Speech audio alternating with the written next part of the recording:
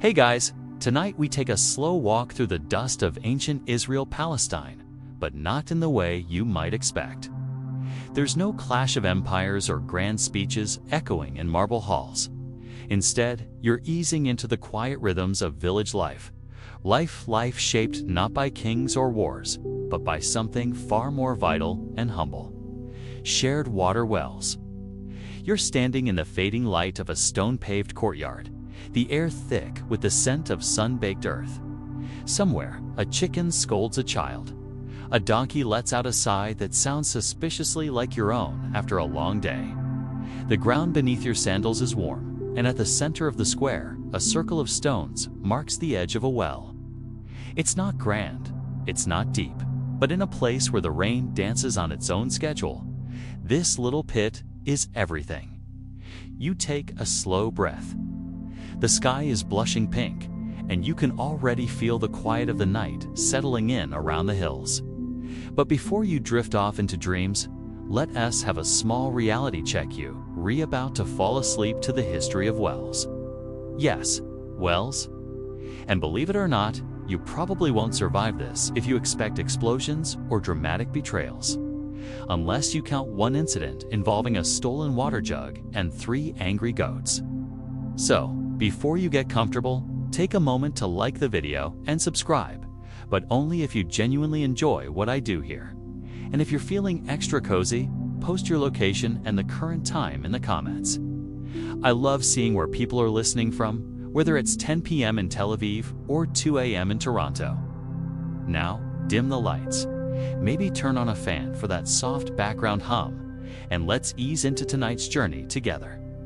You trudge into the heart of a dusty village, somewhere in the rolling, thorn-speckled hills of what we now call Israel Palestine. The landscape is quiet, except for the creak of ropes and the splash of water into ceramic jars. You're here not as a hero, not as a builder of nations, but as someone deeply invested in whether or not you'll find clean water today.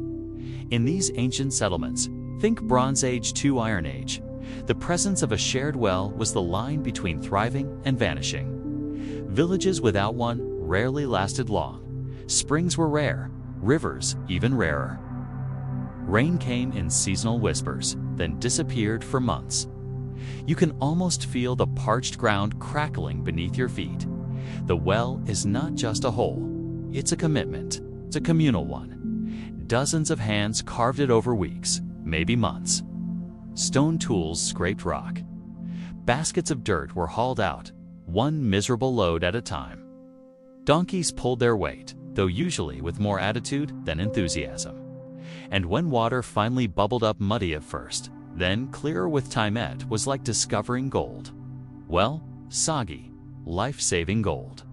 It's not easy to imagine the emotional roller coaster that came with watching the waterline rise. Imagine hauling dirt for 3 weeks, only to find a stubborn slab of limestone, laughing at your optimism. You wipe your brow, squint into the sun, and someone suggests, maybe 3 cubits to the left. You resist the urge to throw your trowel. And here's the twist. These wells weren't just survival tools, they became the physical and emotional center of the village. Markets bloomed near them. Elders debated there. Children splashed dangerously close to them. Arguments broke out, but so did laughter, flirtation, and whispered prayers. That's what makes this topic surprisingly rich, even if you're already sinking deeper into your pillow. And let's talk about the craftsmanship. The wells were often lined with stone to prevent collapse, an early feat of engineering. They were covered, sometimes with simple planks or clay lids, sometimes with a full-on pulley system if the village had a bit of flair. Wealthier communities added decorative stone rings or engraved symbols, maybe to say, hey, our water tastes better and also a nice try, rival village. Mainstream archaeology confirms that the earliest shared wells in the region date back to at least the early Bronze Age. Around 3300 BCE, many were found in ruins like those at Tel Be'er-Sheva and Tel Alt in ancient Jericho, still whispering stories through their half-buried stones. And while we're being honest, some of those ancient wells were terrifyingly deep, 30 meters or more. That's like hauling water up from a 10-story building, by hand. Daily, if you're not asleep yet, you're at least exhausted thinking about it. But here's a quirky tidbit. In some villages, it was believed that wells had a soul. Not metaphorically, literal spirit. Maybe it was the echo, or the way water reflected moonlight like an eye blinking open. Villagers would whisper greetings to it, leave small pebbles on the rim as offerings, or in one case, toss in dried figs to keep it sweet. Scientists still debate whether fig tossing helped purify water or just fed future archaeologists a confusing afternoon. Historians still argue whether these early shared wells represented democratic beginnings or subtle dominance by a leading family. Was the well really for everyone? Or did access depend on whose land it sat on, or who paid for the first digging crew? Some scholars suggest water rights were rotated in scheduled sunrise for the elders, midday for the bakers, evening for the goat herders. Others think it was more of a first come, first splash kind of deal. Regardless, the well created a rhythm. Wake at dawn. Queue with your jug. Exchange glances with your rival's teenage daughter. Try not to trip into the well. Haul water back. Repeat. Over time, these rituals shape the character of the entire village. And then there's the smell. Not the bad kind.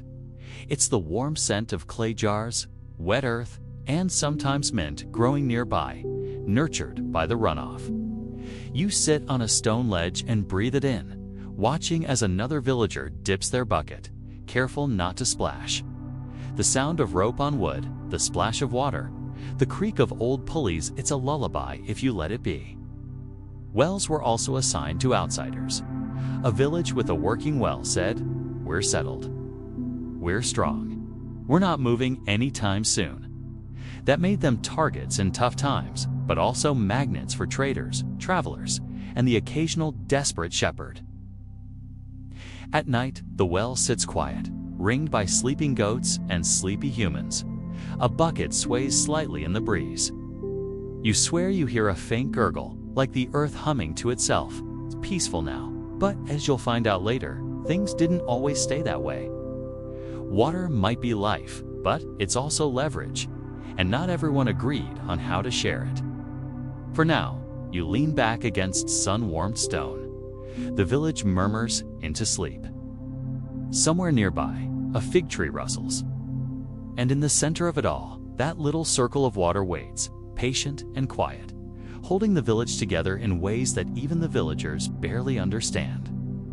You wake to the sound of scraping stone against dirt, rhythmic and slow, like a heartbeat filtered through dust. A group of villagers stands in a circle halfway down a sunken hole, shoveling earth with flat-bladed tools that look like they've been passed down for generations. You're witnessing something deceptively simple, but utterly essential. The digging of a new well. The sun hasn't quite climbed over the hills yet, and the chill of early morning still clings to your skin. Someone hands you a basket woven from reeds, light but scratchy.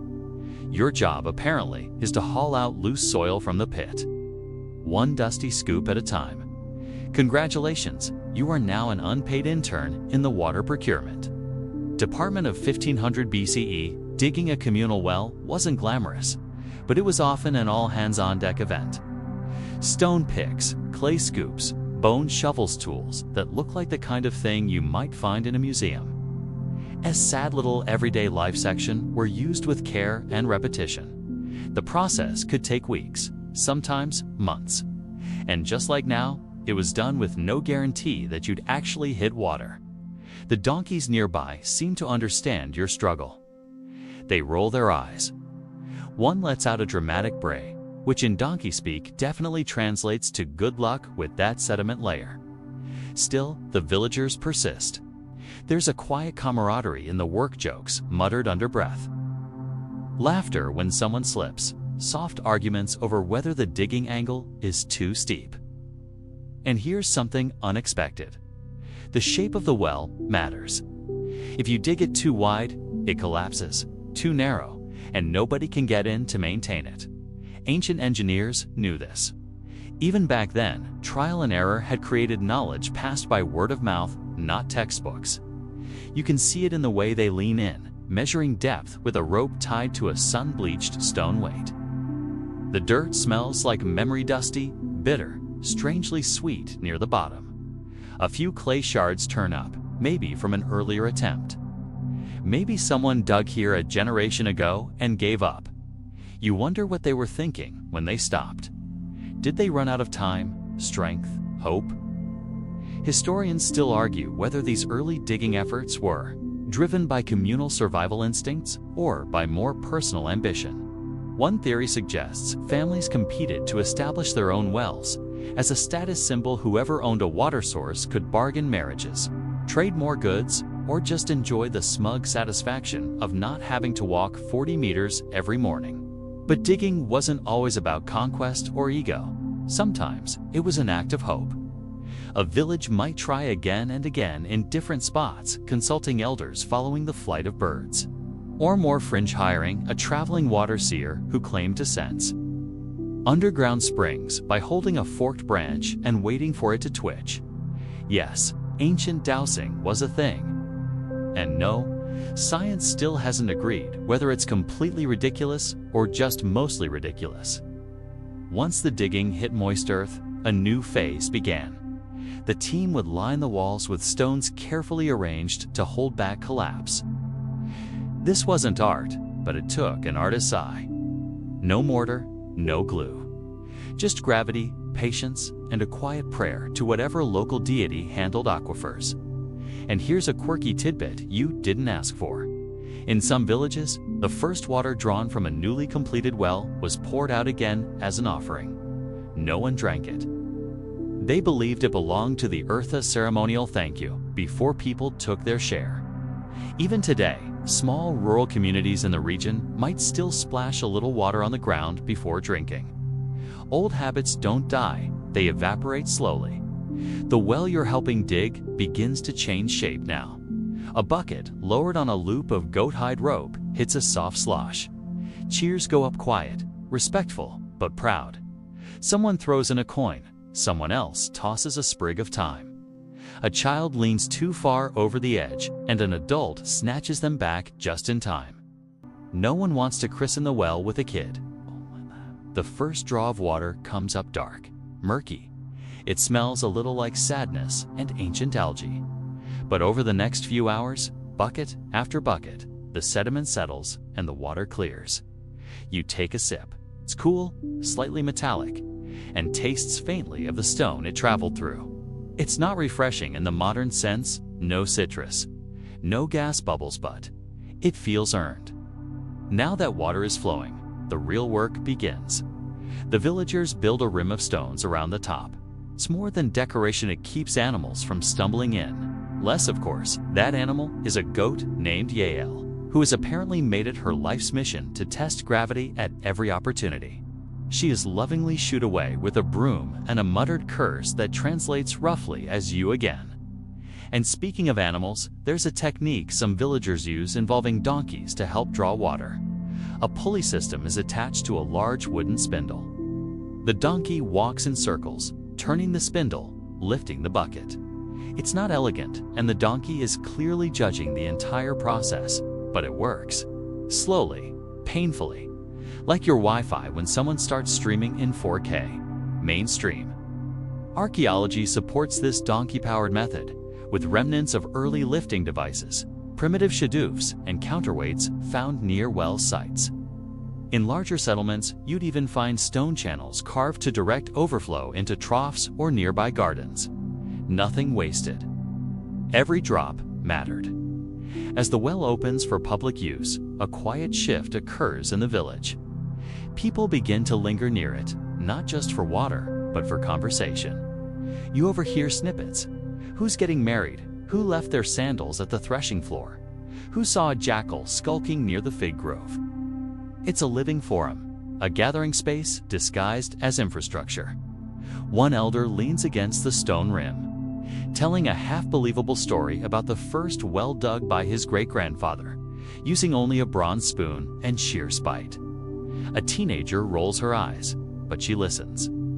You sit, basket set aside, hands dusty and sore. And yet, you feel something like contentment, a connection to the people around you. They don't need much, just a little water, a little conversation, and the hope that tomorrow won't be any drier than today.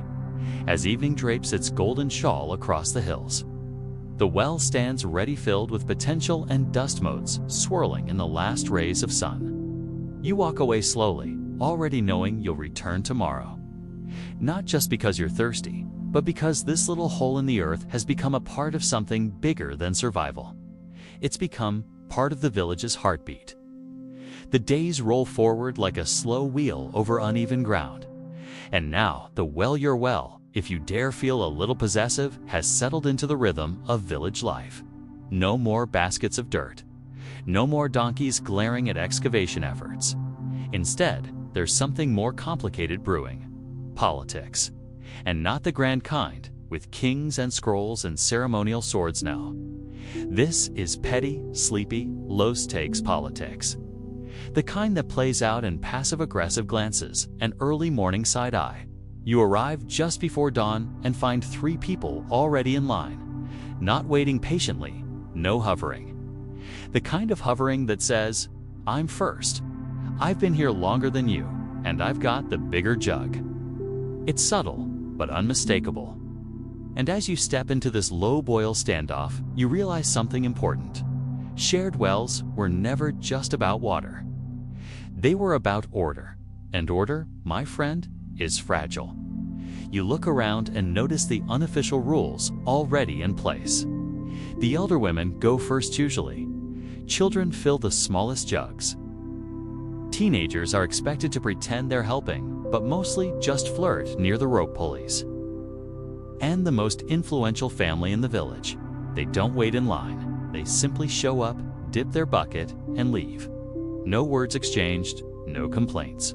Just the quiet rustle of respect, or resignation. Historians still argue whether these social structures were agreed upon by communal consent or gradually enforced through power plays. Was the pecking order a natural outgrowth of cooperation, or did someone, somewhere, declare, "We go first because our grandfather paid for the rope, and that's final"? It's the kind of dynamic you see echoed throughout the region's past. Shared resources always invite quiet competition. Archaeological sites like Tel Arad show communal wells placed between family compounds close enough to share, but far enough to stake out personal space. There's even evidence of multiple ropes and pulley systems suggesting that. Rather than wait in line, some families installed parallel systems just to avoid eye contact. This brings you to a new layer of well life: the negotiation zone. You sit on the edge one morning, not needing water, just watching. 2 neighbors argue not loudly, but with intensity over whether the younger man's sheep are drinking too much and muddying the water. A third party steps in, offering a compromise. An alternating schedule: goats in the morning, sheep in the afternoon. Problem solved until someone forgets whose goat is which. And then there are the accidents. Like that one time when someone else's jug slipped into the well and had to be fished out with a hooked stick while blocking everyone else's turn. Or the mysterious pile of stones that appeared overnight right where people used to queue. No one claims responsibility, but everyone suspects the same family. Welcome to ancient passive aggression with a touch of masonry. One fringe theory from modern historians even suggests that some wells had built-in counters or carved tally marks near the rim, primitive systems to track usage and prevent hoarding, though no one agrees on what they looked like or if they were ever enforced. More likely, villagers relied on memory, gossip, and mutual embarrassment to regulate things. There were, occasionally, well guards, not in the sword-wielding sense. Think more like grumpy uncles who sat nearby under a fig tree, arms crossed, commenting on everything. Jug size, bucket technique, even posture. If you've ever been micromanaged by someone chewing a date and not making eye contact, you know the vibe. Their word wasn't law, but it might as well have been. And here's a fun little aside. Wells were sometimes named unofficially. You hear one referred to as the singer because of the echo it produces when you drop a pebble. Another is the cold one, not because of temperature. but because a particularly aloof family used it and never spoke to anyone. A third is the donkey well. You can guess why. Water sharing also meant eavesdropping. Conversations flowed more freely around the well than almost anywhere else. People dropped hints about disputes, upcoming marriages, or what so-and-so did behind the olive press last week. If you wanted to know what was really happening in the village, you didn't go to the elders. You went to the well at twilight, sat quietly, and let the secrets drip like a slow leak. But not all drama was verbal. Sometimes it was about physical space. One evening, you watch as two neighbors bring nearly identical jugs and place them on the same ledge. When one jug is filled, it's accidentally tipped over by an elbow. Oops, sorry. Guess you'll need to wait your turn again. The power dynamics weren't just between individuals. Sometimes entire families used the well to assert dominance. One family might decorate their jug with bright paint, scribe it with their initials, or leave it there all day like a flag claiming territory. Another might install a bench nearby, unofficially turning the area into their space.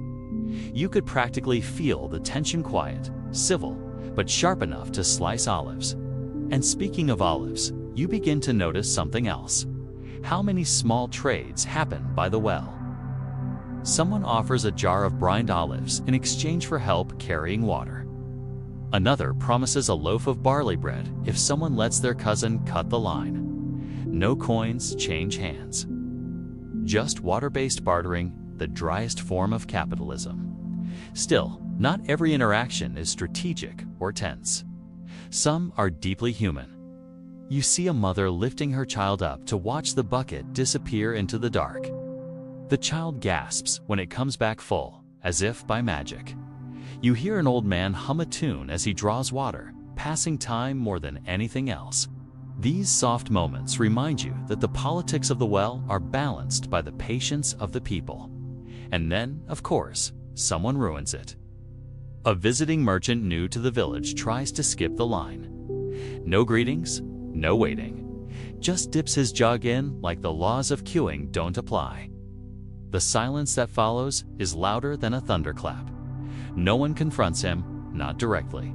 But when he tries to fill up again later, he finds the rope mysteriously missing. Must have been the wind, someone mutters, far too quickly. This is how water diplomacy worked. Quiet pressure, it's unspoken rules. Social choreography with just enough wiggle room to avoid outright conflict.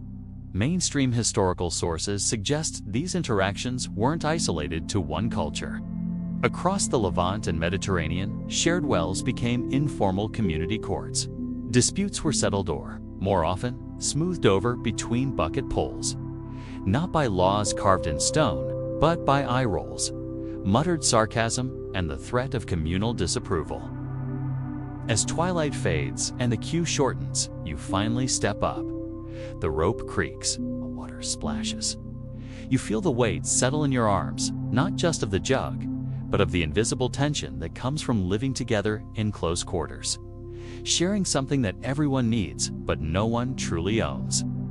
You walk away quietly, aware that tomorrow will bring the same dance, the same subtle hierarchy. The same careful choreography of patience, pettiness, and persistence. And yet, it works. Somehow, every day. The first rays of sun peek over the horizon, and you find yourself already wandering toward the well drawn not just by thirst, but by something harder to name. The soft chatter, the rhythmic clink of jugs, the quiet familiarity of people gathering in the same dusty spot, day after day. You don't even carry a jug today. You're just observing. Watching as the real engine of village life arrives. The women. Yes, the well might technically be for everyone, but in practice, it belongs to the women. You spot them coming before you even hear them. They move with purpose, grace, and that very specific type of exhaustion that only early mornings and lifelong chores can bring. Heavy jars balanced on hips, hair wrapped to keep out dust, children clinging like accessories.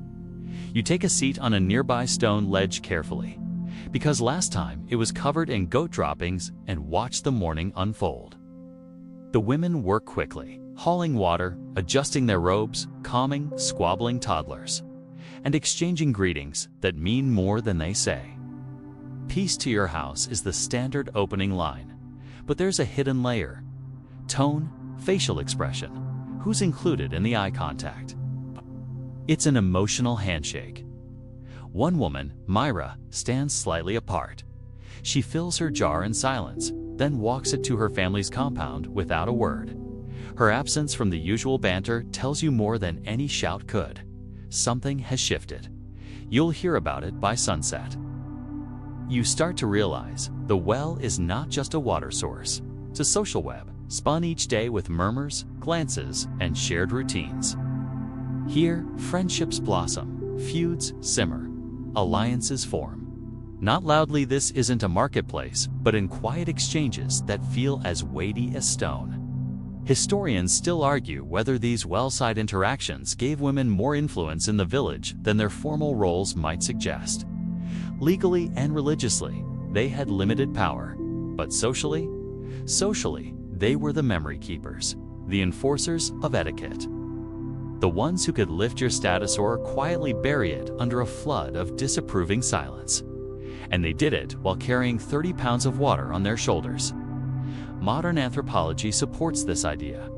In early Israel-Palestine societies, the act of gathering water was as much about community intelligence as it was about hydration. Women shared everything: created conditions, marriage prospects, rumors about raiders, complaints about husbands who spent too much time playing the lyre. Information flowed as freely as the water they drew. And this rhythm began early. Young girls learned by shadowing their mothers, not by instruction, but by osmosis. You see one now barely tall enough to peer over the rim eagerly, mimicking the way her mother lifts the jug, even though hers is empty. She watches every move, absorbing the choreography of womanhood like a sponge. Meanwhile, the men, they show up later, casually, usually for repairs or when someone accidentally drops something into the well. You spot one trying to look useful by tightening the pulley rope, though it's unclear if he's fixing it or just tying an unnecessarily complicated knot. The women ignore him. Here's a quirky detail. In some villages, the well was also the site of informal matchmaking. Not arranged marriages, but the early reconnaissance phase. Teenage girls would gather at slightly different hours, maybe linger a little longer, hum a popular tune just loud enough to attract attention. Teenage boys, suddenly very eager to help draw water, even if they'd never shown interest before. You watch one such moment unfold now. A boy, perhaps 16, wanders too close, then pretends to drop his water jug so he can talk to a girl named Leah. She smiles politely, but doesn't offer to help. Her friends giggle behind their veils. His ears turn the color of pomegranate juice. And just like that, a courtship has begun, tentative, unspoken. But already the subject of 3 whispered jokes and a mental note in every mother present. Yet, it's not all flirting and laughter. Some days, tensions hang heavier than the buckets. You feel it in the way two women glance at each other without speaking. Maybe one borrowed a loom and returned it late. Maybe someone insulted someone else's bread. These disputes simmer quietly and are rarely addressed directly. Instead, they're managed through a series of small, well-side rituals, a shared fig, a mumbled apology, or, if things are really bad, a week of avoiding eye contact altogether. One fringe belief still found in some folklores that the well itself remembers, that it holds on to the mood of the people who use it. So if you speak cruelly near the water, your next bucket will be muddy. If you're kind, it comes up clean and cold. No science behind it, of course, but when you see someone whisper a blessing before drawing water, you wonder if belief alone makes the water taste better. There's also something unspoken in the way people dress for the well. Nothing extravagant, this isn't a festival, but clothes are neat. Scarves adjusted, jewelry worn, even when not strictly necessary. You realize this is more than utility. It's presentation. You're stepping into the village's unofficial stage, after all. If the threshing floor is where men posture and debate, the well is where women reign with quiet precision. One elderly woman, Nama, sits nearby every day. She doesn't carry water anymore, her back one allow it, but she asks part of the scenery. She comments occasionally, usually with a proverb. Water can't flow uphill, neither can lies. She says today, eyeing a young couple pretending not to flirt. Everyone chuckles. Her words hold weight. She's lived through more droughts than most of the children have had birthdays. Archaeological digs in places like Tel Beit Mirsum suggests that some wells even had built-in seats or shaded areas, early recognition of the well as not just infrastructure, but gathering place. Carvings found near these sites depict women with jars on their heads, surrounded by others. It's not just a depiction of labor, it's a snapshot of community. As the sun climbs higher, the crowd begins to thin. Water jugs are hoisted onto shoulders. Children are herded like cats. Someone sings a lullaby to a restless baby. You feel the space change as if the stage lights are dimming. The well grows quiet again, just a pool of shadow and memory. Before you leave, you lean down and peer into the water. Your reflection stares back wobbly, dust-smeared, thoughtful. You think about how many conversations have hovered over this surface, how many secrets it's overheard, how many women have shared a moment here, then walked away a little lighter emotionally, if not physically. And just as you turn to go, Mia, the quiet woman from earlier, returns. She walks straight to Nama and sits beside her. They speak in low tones, too soft to hear, but you catch the moment. Nama reaches out and touches her arm, gently, like punctuation. A reconciliation, a comfort, hard to say, but it matters. You walk back slowly, the morning warmth now beginning to bite at your neck. You don't feel like you've watched something historic. You feel like you've witnessed something real. And maybe, in the long run, that's what keeps a village alive, not kings, not maps, not victories. Just people, talking, listening, sharing over a hole in the earth filled with water and woven with stories. You wake to the sharp crackle of sandals on dry ground, followed by the low murmur of a dozen people waiting for their turn. The sun hasn't even cleared the hills yet, but the queue for water is already winding its way along the dusty path. You stretch, wipe the sleep from your eyes, and follow the sound, because today you're not just watching. You're part of the ritual. Welcome to the morning rush. The village is alive with soft activity. Chickens peck at invisible things near the threshing floor. Goats bleat in unison like a very off-key choir, and from a low stone house comes the smell of flatbread just beginning to blister. But the real action, as always, is at the well. You join the slow-moving line, your clay jug tucked under one arm, still warm from where it spent the night beside the hearth. The man ahead of you mutters something about his back, and the woman behind you clicks her tongue as if that's a reasonable response. This is not a place of urgency. It's a place of patience, dust, and deeply rehearsed routine. By now, you've realized something. The well choreographs the whole village's day. It decides who sees whom, when the ovens are lit, even when the sheep get herded out. Before the sun reaches its peak, dozens of feet will have passed over the same flattened paths. Same steps, same stops. Everyone does it. Everyone knows it. It's the closest thing this village has to a clock, and not everything at the well is about water. To your left, a woman is kneading mud into bricks, carefully shaping them by hand and setting them to dry on wide, sun-bleached boards nearby. She's close enough to reach the well runoff, letting the damp clay hold its shape without wasting a full jar of precious water. Smart. You make a mental note to act like you thought of that yourself later. Historians still argue whether these well-adjacent work areas were deliberate designs or happy accidents. Were they designated zones, or did villagers just drift toward the water out of sheer practicality? Either way, the well becomes a workspace, not just a water hole. You see it now. olives soaking in clay bowls, laundry slapped rhythmically against flat stones.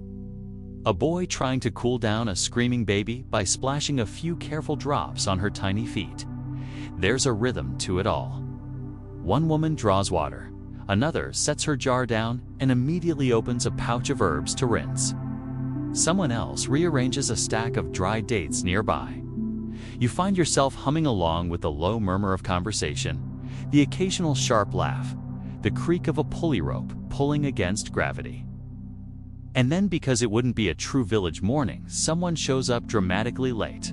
He's young, shirt halfway untucked, hair doing something gravity clearly doesn't approve of.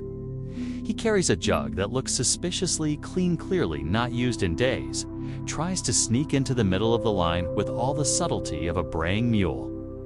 The reaction is swift, not loud.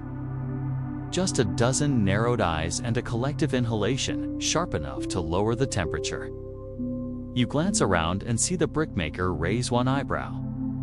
The woman behind you clicks her tongue again, slightly more judgmental this time.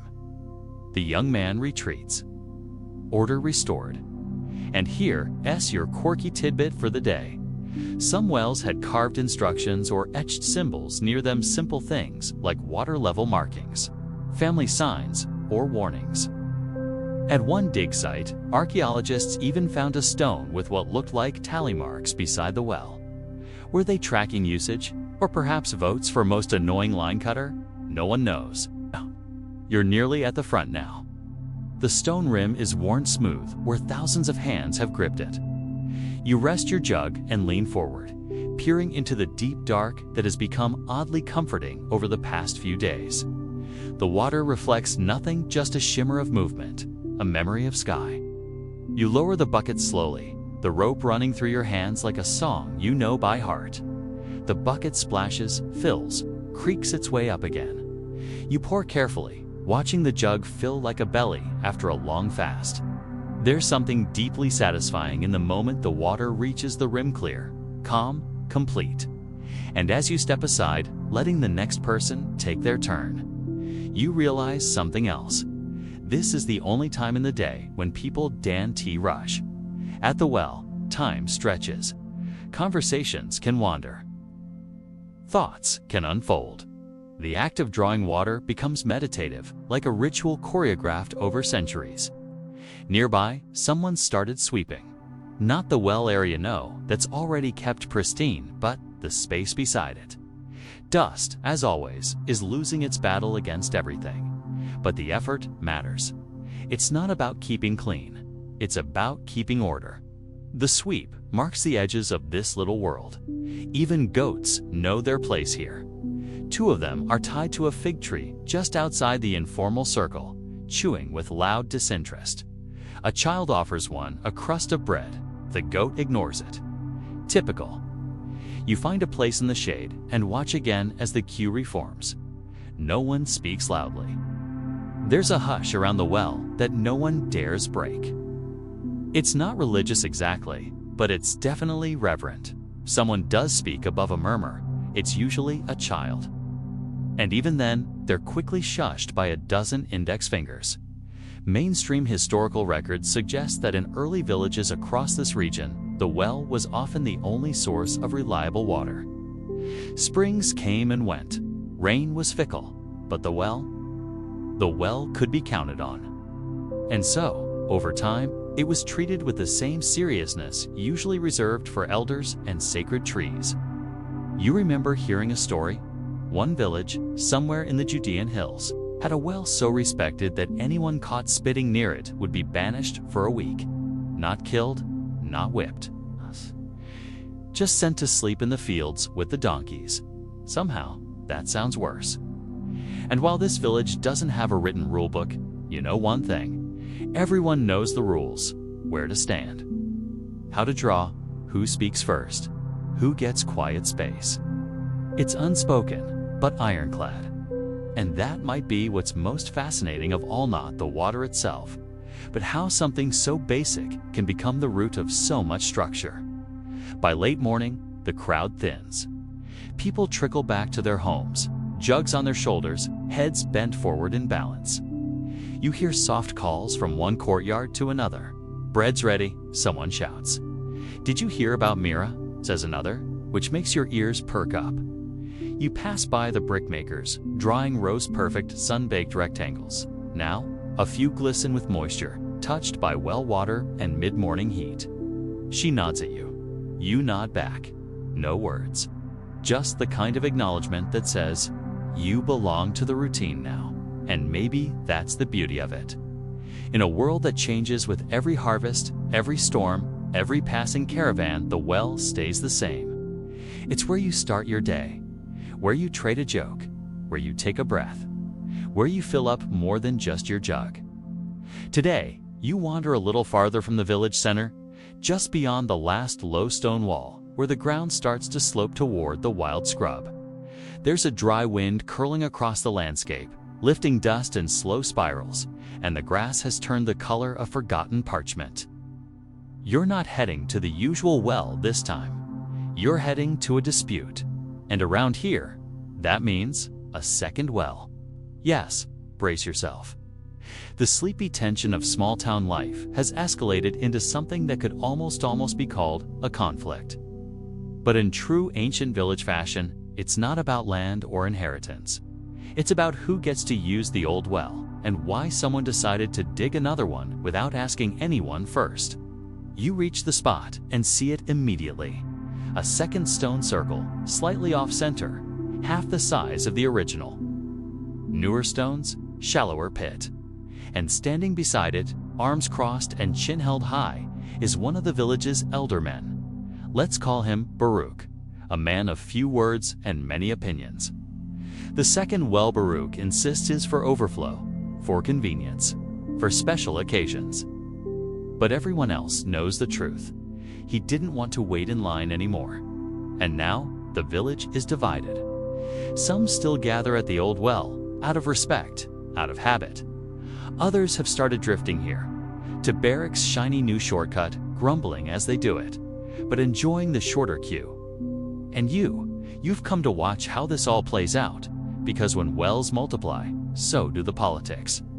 Historians still argue whether these competing wells were a sign of community growth or early fracture. Some suggest they reflected rising social status families, wealthy enough to dig their own. Others think they were emergency backups, dug during droughts and never properly decommissioned. Whatever the reason, multiple wells in one village was rare and loaded with meaning. You sit nearby, pretending not to eavesdrop as two women whisper about Baruch's nerve. One says he's flaunting his wealth. The other counters that it's better than fighting for space every morning. You get the sense that no one really knows how to feel, but everyone has feelings about it. And here's a strange little detail. In some ancient records, there are inscriptions near wells that actually accuse others of theft. Of water.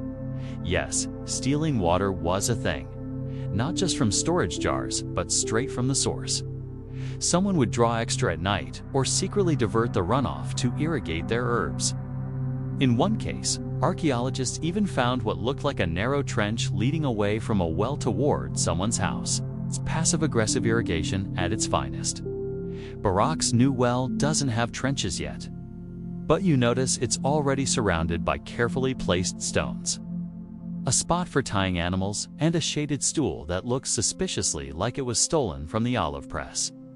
In short, it's turning into something. And that, more than anything, is what's bothering the rest of the village. The old well, that's a shared ritual. This new one, it's a shortcut. Yes, but it's also a symbol of independence. Of inconvenience avoided. Of maybe, just maybe, skipping the social script. Someone tries to pour water from the new well into their clay jug. But it spills over awkwardly. There's no groove in the rim yet. That takes time and wear. And dozens of hands. The woman mutters and heads back to the old well. Jug dripping, pride bruised. You wonder, how many times did this kind of situation happen in ancient villages across the region? Was there always a Baruch? Always someone who decided, quietly and firmly, that maybe they were just a little too important to wait their turn. One fringe theory even suggests that entire family feuds started over disputed water access, that a single disagreement at a well could fracture a clan line for generations. "Oh, them," a villager might say. "They haven't drawn from our well since the fig tree incident of 1780. You're not sure what the fig tree incident was, but you desperately want to know." Still, not everything about the new well is bad. One elderly woman praises its shallower depth, easier to draw, safer for children. A merchant passing through comments on how nice it is to have options. Even a few teenagers seem to enjoy gathering around its less crowded and more removed from the watchful eyes at the main square. More private, more romantic, perhaps. You catch a couple exchanging shy glances over a bucket, and suddenly Barrack's Well seems less like a rebellion and more like a teenage hideout. That alone may keep it in business. And then, just as the sun climbs to its peak, something strange happens. Someone shows up with a third bucket. Not the usual clay jug, but a beautifully painted ceramic with blue stripes and an inscription you can't quite read. They set it down beside the new well with a quiet flourish. An offering. A gift, a passive-aggressive message. Hard to say. But the ripple it sends through the onlookers is undeniable. Now people are talking in slightly louder tones. Someone mentions favoritism. Another says he should have asked first. And Baruch, still standing nearby, says absolutely nothing, which is somehow more provocative than if he had shouted. This is what happens when shared resources get duplicated. They stop being about what they provide and start being about what they represent. The well has become a boundary marker, not in stone, but in choice. Old well or new, tradition or convenience. And every villager, whether they mean to or not, is now part of that quiet vote. Where you go for your water says something. Mainstream archaeological studies have shown that when multiple wells existed within a single settlement, they were often tied to specific clans, religious factions, or seasonal practices. Some were reserved for ritual use, others for animals only. Some were gendered. A few even had legends attached to them, ghost stories, warnings, or tales of miraculous healings that turned one humble hole into a minor shrine. Baruch's Well isn't haunted yet, but it's clearly claimed. And claiming a water source in this part of the world, even now, is never a small thing. By mid-afternoon, the dispute has cooled but not resolved. You walk slowly past both wells, catching snippets of conversation. One person mutters, "He could have at least said something." Another shrugs, "Water's water." A third just hums to herself and keeps walking. You, meanwhile, feel something new tugging at your awareness. How fragile the balance really is. It doesn't take a war or a drought to upset the order. Sometimes all it takes is one new rope, a bucket, and a man who's tired of waiting. You pause near the old well before heading home. Someone's drawing water with practiced hands, rope slipping smoothly, bucket rising with a gentle splash. Everything looks the same, but you know it's not, and so does everyone else. By now, you can practically feel the rope fibers in your palm before you even touch them. Your feet follow the path to the well without thought, each step as familiar as breath. The village moves around you like clockwork, and the well continues to hum at its center, quiet, unassuming, always watching. But today, the water is lower. You notice it immediately. The bucket takes longer to hit the surface. The creak of the rope stretches farther into the silence. When the water finally rises, it's cloudier than usual, warm, with a faint, metallic scent that tells you everything you need to know. There hasn't been proper rain in weeks. Everyone knows it, but no one says it outright. Instead, they arrive a little earlier, fill their jugs a little faster, talk a little less. The social dance of the well, normally filled with banter, gossip, and stolen glances, has shifted into something tighter, more practical. And that means something has changed. The well has gone from social space to survival space. Historians still argue whether early villages in this region ever had true water panics, like modern droughts where wells ran completely dry and forced migration. Some suggest that most communities had backup sources or seasonal strategies. Others point to abandoned wells found at archaeological sites, where silt and dryness hint at something much more abrupt. Today, you're seeing the tension unfold in real time. It begins subtly.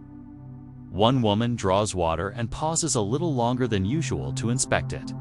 Another man arrives with 2 jugs instead of 1 and gets a long look from those behind him in line.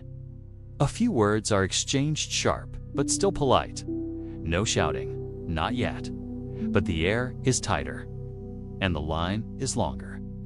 You watch as Nama, the village elder, takes her usual seat in the shade, lips pressed thin. She doesn't speak at first, just watches.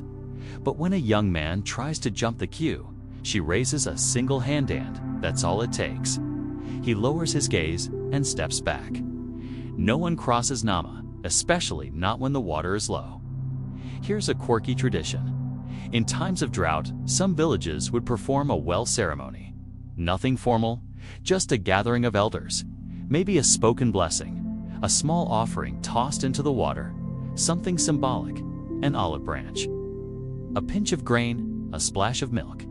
If things were really dire, the idea wasn't to fix the well. It was to remind everyone that the water didn't belong to them. It belonged to the land, to the gods, to something deeper.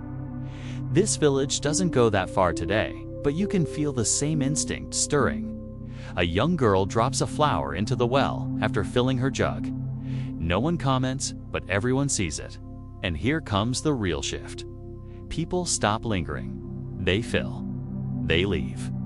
Even the habitual talkers, the ones who can spin a story about a goose for 20 minutes, don't stay.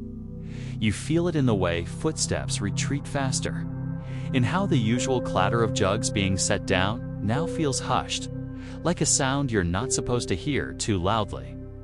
A few people begin whispering about rationing, about the new well, whether it should be closed or prioritized, whether Barak's selfishness is now secretly helpful. His well is lower too, but shallower, easier to clean. You hear murmurs of a rotation, even a schedule. The whispers flicker like candlelight, small, nervous, darting from one person to the next. One man, lean, wiry, with sun-worn skin, claims to have once seen a well that talked. Said you could hear a voice if you listened hard enough. Everyone chuckles, but no one tells him he's wrong. It feels safer to let odd stories float today. You sit under a fig tree, watching the slow dance of jugs and ropes and guarded glances. The question lingers in every movement. What happens when the well isn't enough? Mainstream archaeology shows that villages in this region sometimes had to walk miles to seasonal springs when their local well ran low. Others built cisterns, large underground storage chambers sealed with plaster designed to catch winter rains. It's possible this village has one too. Hidden, sealed, maybe even forgotten. Or maybe they're hoping this well will last just long enough. You overhear Myra, quiet, steady Myra, speaking with a few other women about alternating days. Her tone is calm, but her words are clear. We can wait, but the children can't. That seems to settle it. A plan begins to form, not official, but respected. Morning draws for older families, afternoon for those with children. No signs, no enforcement. Just shared necessity. You're reminded of a fringe belief some scholars have mentioned, a sort of superstition that the well listens to intent. If you approach it with greed, it retreats. If you come with humility, it gives. You don't believe it, of course, but when your turn comes, you find yourself bowing your head slightly anyway. The bucket returns with water clear enough to reflect your face. You pour slowly, grateful. And when you carry it back, you walk more carefully than usual. Not because the jug is heavier, but because it feels more important now. By late afternoon, the well is nearly empty. Not dry, just hushed. It has that echoing silence you hear in a room after everyone's left. You sit by the rim, trailing your fingers over the smooth stone. and you think about all the hands that have touched it. Generations, centuries, maybe. Each one trusting that water would rise to meet them. The evening settles in with a sky the color of scorched apricots. You hear laughter again, soft, cautious. Someone has made date cakes. A small child sings a half-remembered song about a fox and a stolen chicken. Life goes on, even when the water thins. And perhaps that's what's most remarkable. The well isn't just a hole in the ground. It's a center of gravity. Quiet, unyielding reminder that this village is held together by more than stone and sun. It's held together by the act of sharing, especially when there's not quite enough to go around. You take one last look before heading home. A single bucket hangs at the ready, swaying in the breeze. The rope creaks softly. The water waits. The next morning, you expect silence. You expect tense glances and short tempers. After all, the water is low and nerves are thinner than barley soup in a bad harvest year. But as you approach the well, rubbing sleep from your eyes and brushing dust off your cloak, you're greeted by something else entirely. A gathering, not a queue, not a mob. A gathering intentional, organized, and already in motion. A few elders sit in a half-circle near the well, their robes folded neatly, eyes shaded by wide cloth wraps. Children have been shooed back to the edge of the square, and someone you're not sure who has laid down a blanket with carefully arranged dates and dried figs. The signal is clear. This is a discussion now. You settle on a stone just out of the inner circle, close enough to listen, not important enough to speak. At least, not yet. The subject. What to do when your most sacred, dependable resource starts to vanish from beneath your feet. This is the Water Council, or something close to it. No one called it that. No one passed around invitations, but everyone knows the stakes. This isn't just about drinking or bathing or whether there's enough for the goats. This is about structure. Who makes decisions? Who takes turns? Who yields? Who waits? One woman stands to speak. Her voice is quiet, but clear enough to hush even the flies. She proposes a rotating schedule by family group. Morning for even households, afternoon for odd, and a break every third day to let the well rest. You glance around, a few nods, a few skeptical squints. Historians still argue whether formal water-sharing systems like these were common in early Israel-Palestine villages or only emerged in larger, denser settlements.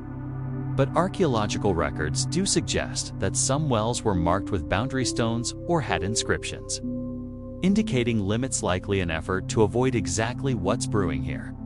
Scarcity-driven conflict. Someone else chimes in, louder this time. Why should those with smaller families get the same as those with more mouths? That sparks a few muttered agreements. Then another. We should factor in animals too. My donkeys drink more than some of your children. A third speaker raises a finger. He's quiet, old, revered. If the animals drink more than the people, he says softly, perhaps it's time to eat the animals. Nervous laughter ripples through the group. The tension breaks for a moment. And here's your quirky detail for the day. There's evidence that some wells were once guarded by water watchers, especially during drought.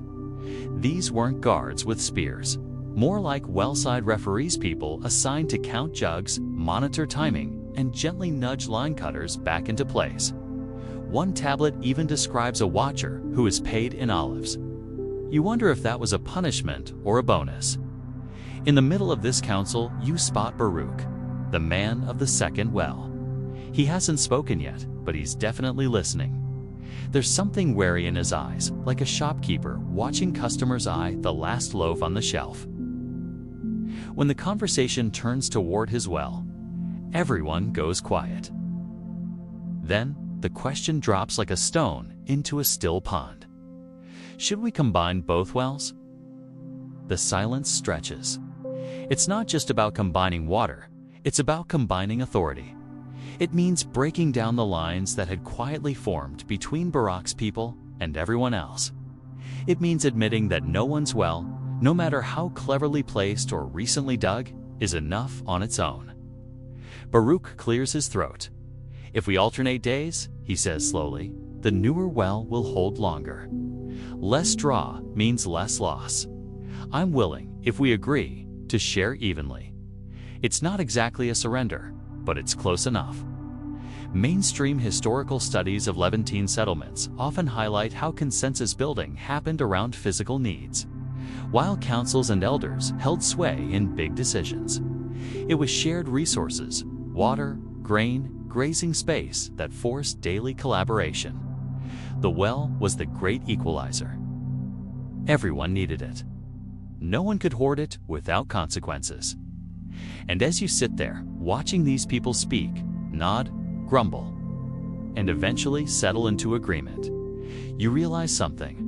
They're not negotiating water. They're negotiating trust. They're rethreading a fabric that has stretched but not torn. By midday, the rota is agreed upon. Barrack's well gets the afternoons. The older well holds the mornings. A volunteer is chosen to watch over both during peak hours. The role goes to Myra. You blink. Quiet, steady Mira. She doesn't smile when her name is called. She just nods, stands, and ties her scarf tighter around her hair. It's the kind of nod that says, I already knew. You remember something from yesterday? Child dropping a flower into the well. A soft offering. Maybe that's what this is now. Mira as the human offering. A reminder that water isn't just drawn, it's shared. And sharing takes more than jugs.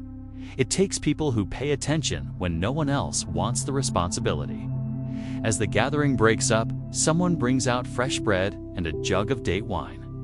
It's not a feast, it's just calm. You watch as jugs are filled in silence.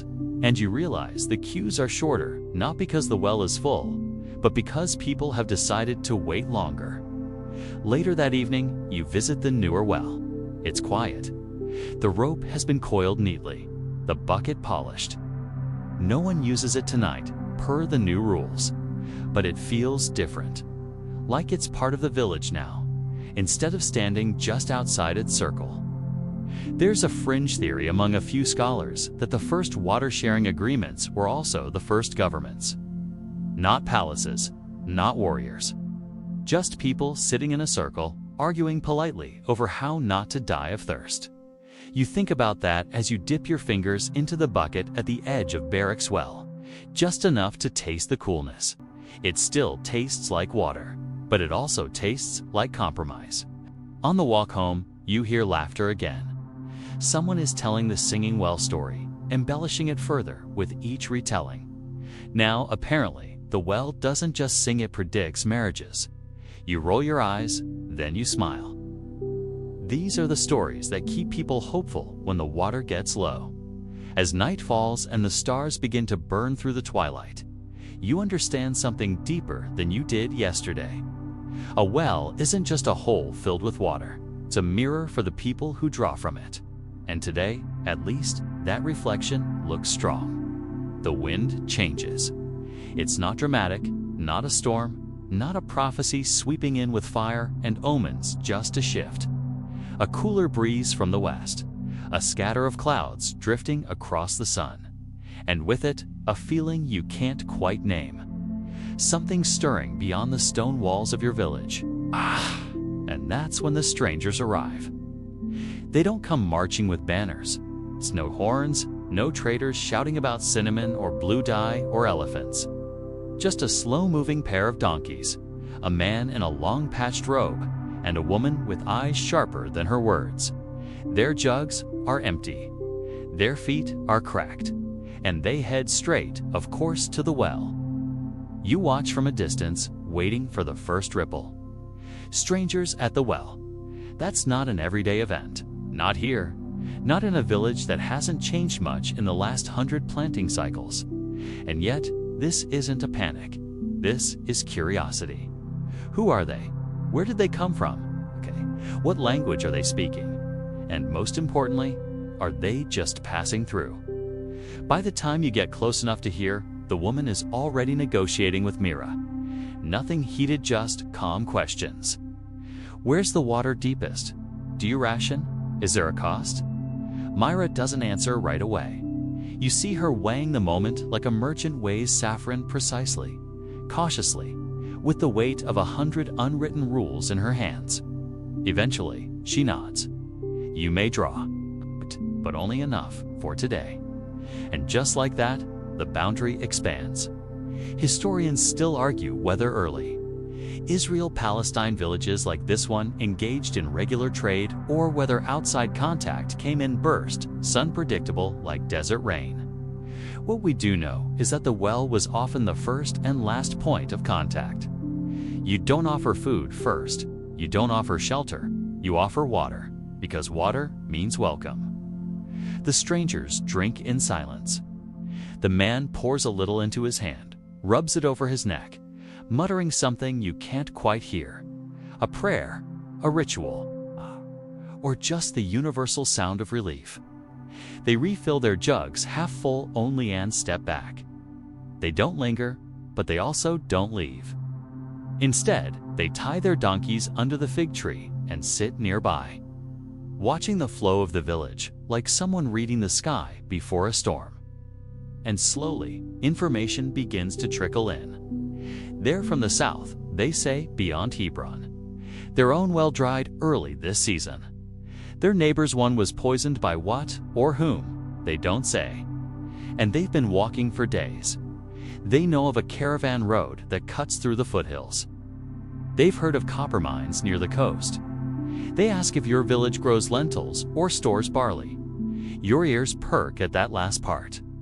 Because now the conversation has shifted from hospitality to opportunity. One of your neighbors, the potter's cousin, starts asking questions about pottery styles in the stranger's region. Another talks about sheep, the price of wool, salt bricks. There's a faint hum building, one you recognize now from every time the well becomes more than just a place to quench thirst. It becomes a junction, not just of water, of news, of trade, of movement. There's a mainstream fact worth pausing for. Scholars have found traces of distant goods in inland, rural villages just like this one. Beads from Egypt, pottery styles from the Aegean, spices, dyes, even seals with inscriptions and scripts the villagers probably couldn't read. All passed hand to hand, carried across valleys and hills by people who probably started their conversations just like this, asking for water. And here's a quirky detail. Some wells were known to host traveling storytellers, yes bards, singers, gossip weavers. People who traded tales for lodging or a jug of wine. One dusty inscription found near Lachish reads, "He sang us the tale of the sea serpent and left before breakfast." A review, perhaps, a warning. Who knows? You glance at the strangers. No songs from them today. But the woman does begin sketching something in the dirt with her stick lines and arrows. It takes a moment before you realize she's mapping. Not a precise map, but one filled with memory. This ridge leads to the orange trees, she says. This bend, you'll find bones, old camel bones. Ignore them. It's not an omen. People crowd around, and now the well is a conference. The woman speaks of villages near the sea that build their homes differently, thicker roofs, flatter courtyards. She mentions a town where wells are walled with green stones, not gray, and a valley where the water is salty but still used for dyeing. Your mind spins with each detail. You've never traveled more than a few ridgelines from this spot, but now your feet itch with the thought of distant wells and strange water. One old man scoffs. Stories, just stories. But you notice he doesn't walk away. The man from the south says little. But when asked about his path, he opens a leather pouch and shows a thin slice of stone, pinkish, veined, copper-bearing rock. Someone whispers, "That's from the Wadi." Others nod. They've heard of it, never seen it, but heard. And now the idea is planted. Copper, trade, roads, possibility. Mainstream historians often describe how well-side encounters led to informal alliances. A trader might visit 3 or 4 villages, offer goods, exchange maps, and leave behind knowledge that outlived him by generations. Sometimes that knowledge shaped migration. Sometimes it brought plagues. Other times, wealth. You wonder what this moment will become. A whisper that vanishes by winter, or the spark that lights a new path. As evening falls, the strangers make camp just beyond the olive grove. No one invited them, but no one objects. That's how these things work. Tomorrow, they may move on, or stay, or return in a year with camels and cloth and rumors of a port where ships sail to lands no one here can even pronounce. But tonight, as the stars push through the dusk and the sound of donkeys fades into breathy stillness, you sit by the well again. You watch the water, and you understand something new. This well doesn't just hold your village together, it ties you to the world beyond. Every bucket lifted, every jug shared, is part of a wider chain, one you can't see, one that reaches farther than you ever imagined.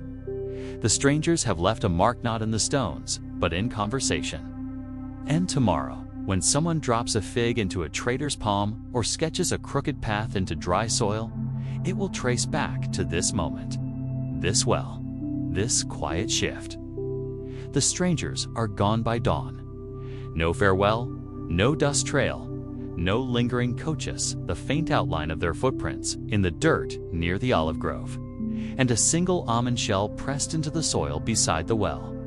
A token, a snack, hard to say. But they leave something else behind, something harder to sweep away. Questions.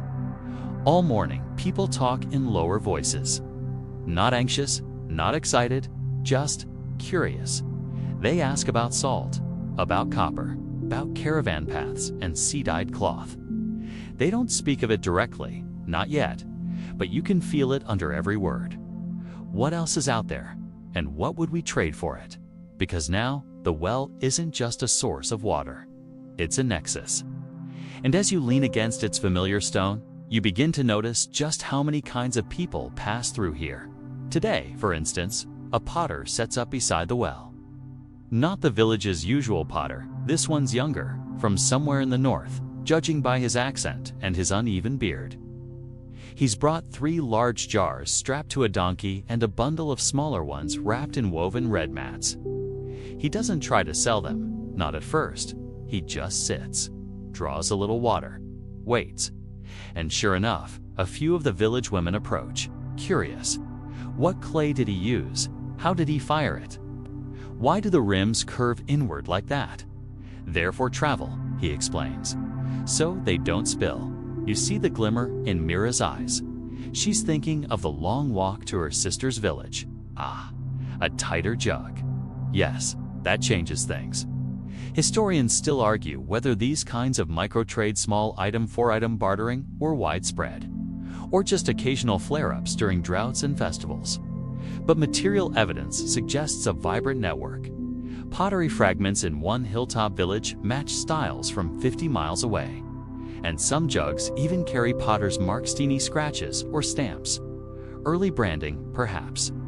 Today, a jug trades hands for 3 onions and a promise of honey next moon. No money, just trust. And nearby, a shepherd jug with a crooked smile and a terrible singing voice, as if anyone's seen his goats. He says it like a joke, but you know what's really happening. He's testing the mood, seeing who's friendly, who might be open to renting pasture space or selling salt. And suddenly you understand. This is how trade starts. Not in grand bazaars with gold scales and shouting merchants, but in quiet nods, I'll give you 2 eggs for that knife. In strangers sitting by your well and waiting to see who speaks first. Later that afternoon, the scribe arrives. Not a full-time scribe, mind you. He's the cousin of someone's uncle, and his training mostly involves squinting at cracked tablets and muttering about spacing. But he carries a reed pen behind one ear and speaks with the slow certainty of someone who's spent too much time copying things. He unrolls a tiny scroll and reads off a list. Items requested in the West Village. Lentils, date cakes, rope, and he pauses, frowning. That herb that smells like goats. Everyone laughs, even Mira. But when the laughter fades, you realize someone in another village wrote this. And someone brought it here. And the scribe is reading a trade order, even if no one uses those words. Mainstream archaeology shows that some villages in this region had semi-regular exchange routes, especially between those near trade hubs and those closer to pastures or mountains. And while there were no written contracts at least not among ordinary folk, the agreements were remembered. Passed by word, by tokens, by waterborne trust. Here's your quirky tidbit of the day. One site in the Shephelar produced a pottery shard etched with a drawing of a fish, followed by 3 dots. Some scholars think it meant 3 fish traded. Others think it meant do not eat. One bold theory. It was early invoice shorthand. You like that one best? As the sun dips lower, you see more movement near the well than usual. A woman spreads out a cloth of dried figs and quietly places a tiny carved bead in the middle. She says nothing. But you notice someone else leave an apple in its place. No words exchanged, just an understanding. And that's when it clicks. The well is becoming a market, not officially, not with stalls or scales, but with presence, with items, with possibility. The same way people come for water, they now come for ideas, for deals, for stories of goods one ridge over. And with trade comes influence. Myra suggests that if people are going to be leaving items at the well, someone should start keeping track. Not for taxes, this isn't a kingdom, but to prevent arguments. Who took the jar? Who left this bead? The scribe volunteers, of course. Already, he's scribbling something on a bit of bark. A ledger, perhaps? The village's first accountant, paid in pomegranates and community praise. But here comes a debate. One older woman, traditionalist, crosses her arms and says flatly, "We've never traded at the well." And she's not wrong. The well was for water, for worship, for waiting. But Baruch steps forward and says what everyone else is thinking. The well hasn't changed. We have. It's a quiet moment, but a turning point. Historians still argue whether shifts like this were deliberate or gradual. Did villages plan markets? Or did they happen organically where people already gathered? The answer of today is any indications both. You watch as one boy offers to swap a smooth stone for a bird feather. Another child scribbles free figs in the dirt. A woman pulls out her weaving, not to sell, just to show. Trade is becoming culture. And that culture, so fragile, so subtle, is spreading. Like water through cracked earth. As evening settles, you stay by the well. Watch a man pour out a splash of water before leaving. A ritual, a habit, a thank you. Maybe all 3. The sky is pale lavender now, shadows long. You run your hand over the stone rim, still warm from the day.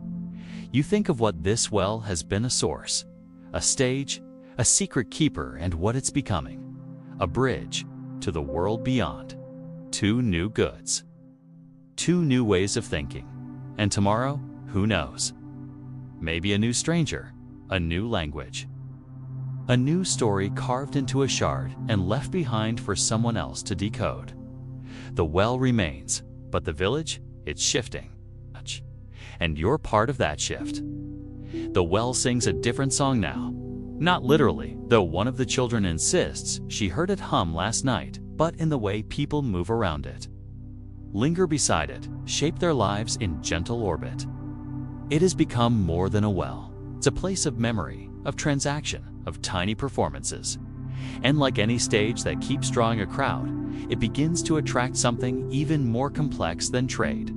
Belief starts with a stone.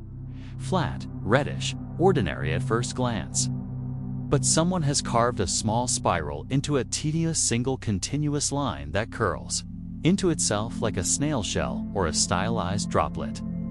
It appears one morning at the base of the older well, resting on a little clay pedestal shaped like a thumbprint. No one claims it. No one dares move it, but everyone notices. You watch Mira pause beside it, brow furrowed, not quite frowning. She says nothing, just smooths the edge of her scarf and continues with her bucket. Others begin leaving tiny offerings around it: fig seeds, feathers, one small braid of dry grass. The spiral becomes something, a symbol, or maybe a test. You've seen this before in other forms. In the stories the old ones tell when the moon is full, about wells that held secrets or whispered warnings, of water that rose only when someone truly needed it, of girls who dropped their rings in and found husbands within a fortnight. You thought those were just tales. Until now. Now, you wonder. Historians still argue whether rural well sites doubled as spiritual spaces or whether that's a modern projection. There's evidence of ritual deposits, beads, bones, miniature vessels, well bases. Some claim these were for luck, others for appeasement, others still for practical reasons. Maybe kids just drop things. But here, in this moment, you see it happening with your own eyes. Someone is turning this well into a shrine, and no one is stopping them. By the next morning, the stone has moved slightly, no longer resting on the clay base, but placed directly on the rim. It faces east now. People whisper about what that means. Maybe it points to the rains. No, it's for the sun, for growth. I heard it turned on its own. You smile at that one, quietly, because even if it didn't turn on its own, it feels like it did. Nearby, a song begins. Soft, wordless, just humming. A woman with silver-threaded hair sings as she draws water. The tune drifts like smoke, curling around the shoulders of others at the well. Soon, more join in. Not in harmony, not with rhythm, just a scattered patchwork of breath and melody. This, too, is part of the transformation. You remember a fringe theory once murmured by a traveling scholar. That early music began not in feasting halls or temples, but at wells, where voices echoed and rhythms matched the motion of the rope, and the silence of waiting was filled with song. He called it hydrocaustic culture. Everyone else called him that jar-eared professor. But now, you wonder? Because the well does carry the sound differently. Softer, fuller, like it's listening. And the villagers are changing too. The ones who used to come only for water now come to watch, to sit, to linger longer than needed. Some bring woven mats, some bring stories. One boy recites a tale of a well spirit who only appears to those who ask no questions. The old woman beside him nods solemnly, as if she's met it. Mira sets up a low stool near the rim, now not because she's tired, but because she expects to stay a while. People consult her before placing their spiral gifts. She says little, but her approval are silent. And here's your quirky moment. One afternoon, a goat wanders up and sniffs the spiral stone. Everyone freezes. The goat sneezes. The children cheer. It's been blessed. One shouts. The goat knows. It becomes legend within hours. But beneath the playfulness, something real is forming. A ritual, a rhythm. And rituals, as you now see, shape belief. There's no formal priest, no carved tablets, no creed. Just a growing sense that this place matters in ways beyond thirst. That the water remembers, that the stones respond. That maybe, just maybe, if you leave a little part of yourself behind, a song, a stone, a story, the well will take care of you.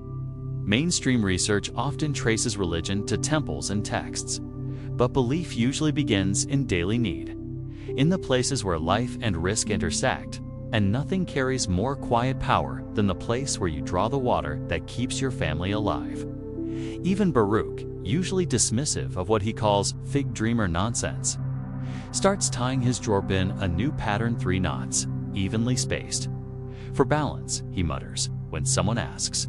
He doesn't elaborate. Soon, others copy him. One evening, as the sun spills gold over the dust, a traveling woman arrives. Dressed in blue with bells on her belt, she looks like she walked out of a story. She watches the spiral stone with interest. "What do you call it?" she asks. No one answers, so she gives it a name. "The listener," she says. All wells listen, but not all of them remember.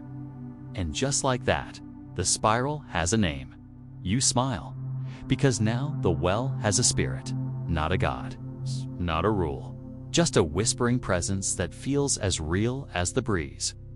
The listener, it's not worship, not yet, but it's meaning. And meaning, as you've seen, is contagious.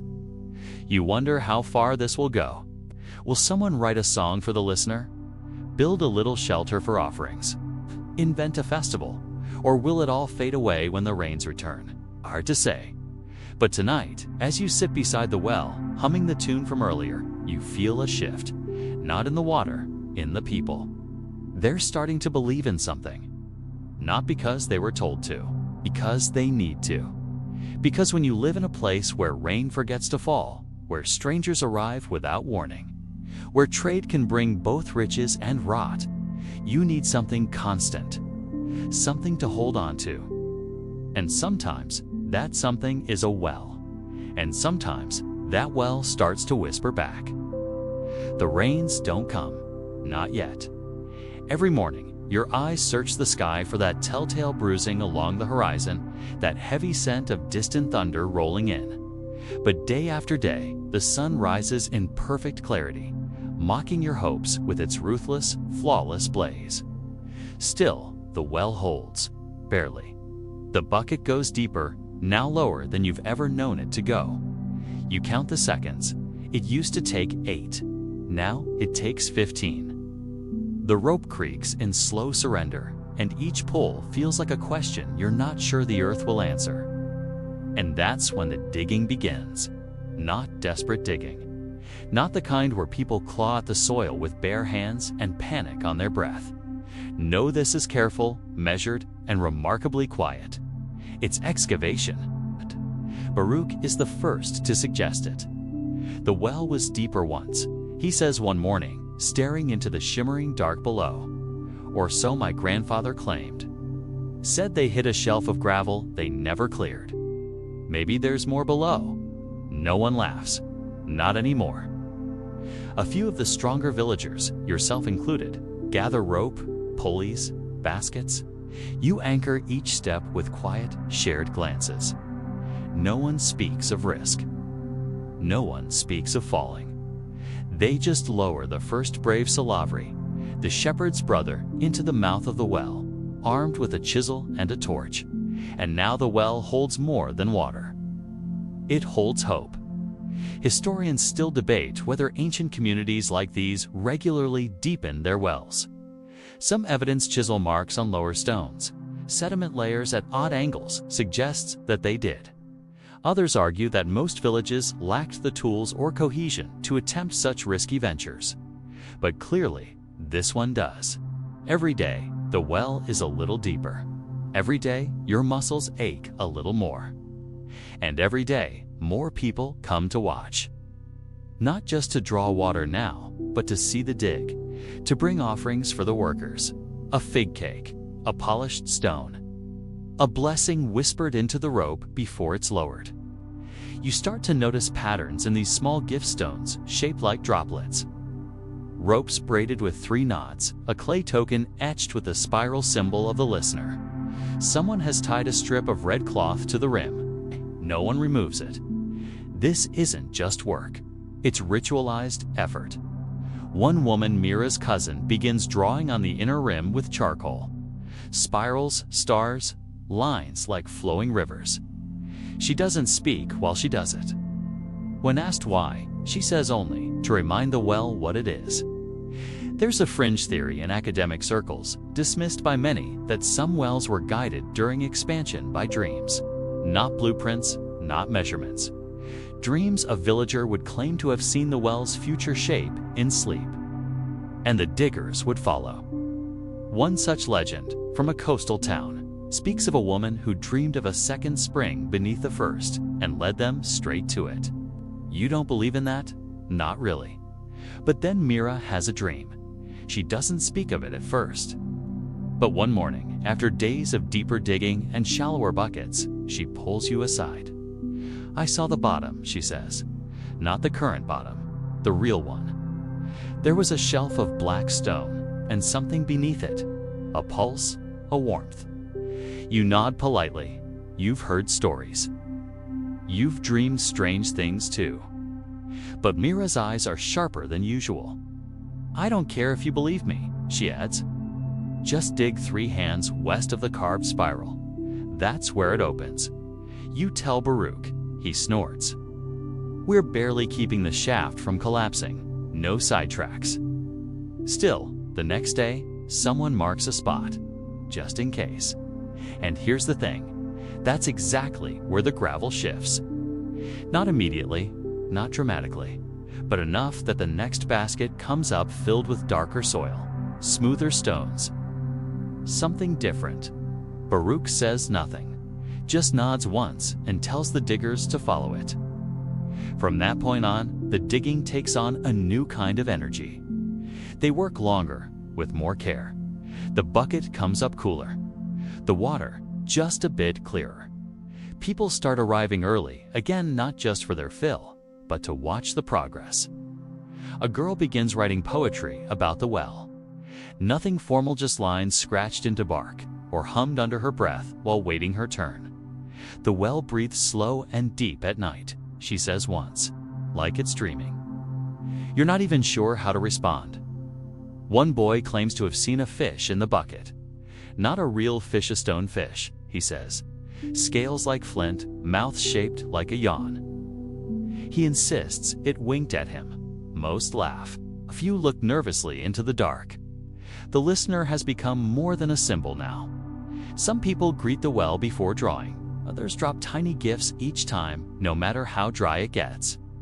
You start to wonder if the act of believing is giving the water more strength. And the bucket does seem heavier lately, just a little. Historians speak of artifacts found deep within old wells. Not just lost tools or broken pots, but items clearly placed there with intent. Beads, carved shells, fragments of painted tablets. One well in the Negev was found to contain a single gold ring hidden beneath layers of silt. A gift, an offering, a secret. You wonder what you'll find down there, because the well is changing. And so is the village. There are no more arguments at the queue. No cutting. No grumbling. People bring extra buckets just to help draw for others. Children form relay lines to carry jugs for the elders. Even Baruch of the second well. Baruch of the sly, squint and skeptical brows, tarts leaving small folded leaves beside the spiral.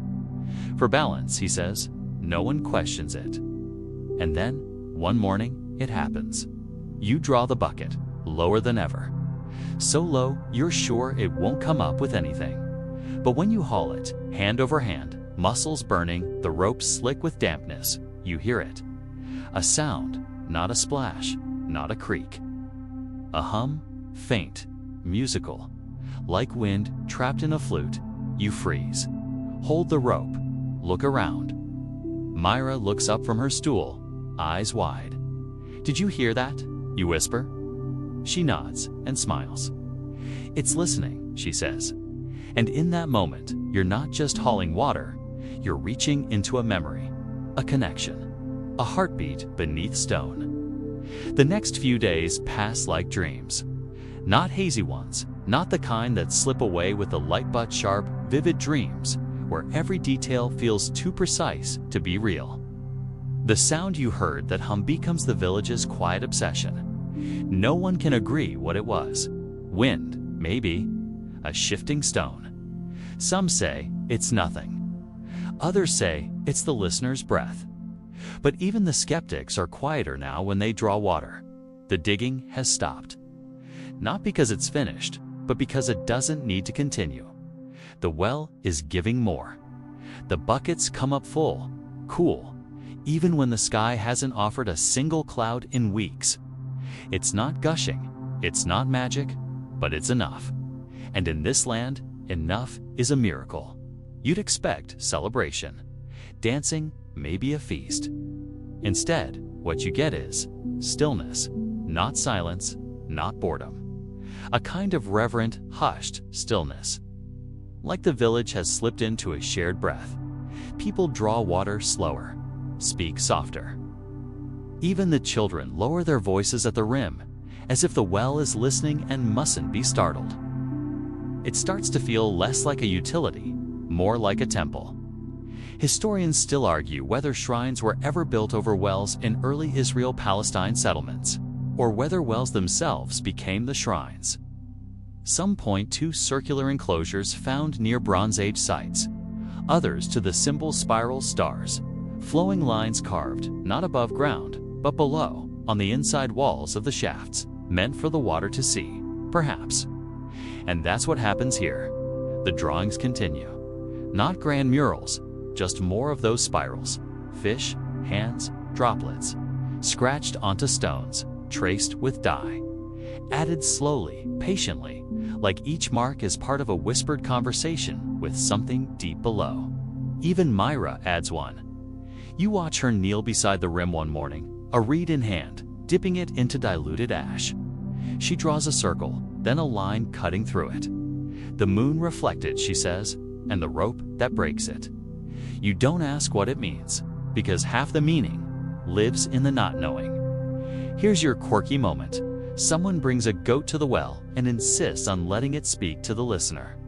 The goat bleats, looks unimpressed, and tries to eat a nearby offering of barley. Still, the ritual catches on. Within a week, villagers are bringing pets, tools, even their worries to the well. One woman weeps beside it after a failed planting. At least the water understands, she says, not quite joking. And perhaps it does. There's something else, now something newer. Not just rituals, not just trade. A slow, almost imperceptible spread of language, but not in words, in symbols. The spiral has started appearing elsewhere. On doorposts, on water jars, on children's bracelets. One young boy paints it on a rock and gives it to his friend as a promise. We'll drink together forever, he says. It's become a kind of identity. Even travelers notice it. A man from the eastern hills squints at the spiral near the well and says, I've seen this in another village, west of here, drawn with ochre. That gets Mira's attention. She asks questions, quietly, carefully. The man doesn't know much, just that it was near another spring, another place where the water sounded strange, another place where people left things. Historians would salivate at this moment, because it suggests a shared water culture stretching across different settlements. Not a religion, not a kingdom, but something subtler. A network of belief and memory formed around the deepest common need: water. Imagine that wells connected not by roads, but by ideas. You sit by the well that night, tracing your finger along the rim. The spiral is warm under your touch, worn, smoothed by wind and time, and hundreds of gentle brushes like yours. You think about how many wells lie out there, across the hills and ridges. Some dry, some broken, some still hidden. You think about their stones, their songs, their own secret spirals. Maybe they're listening too. Maybe they remember. The next day, something odd happens. A stranger arrives, not desperate, a scribe, or so he claims.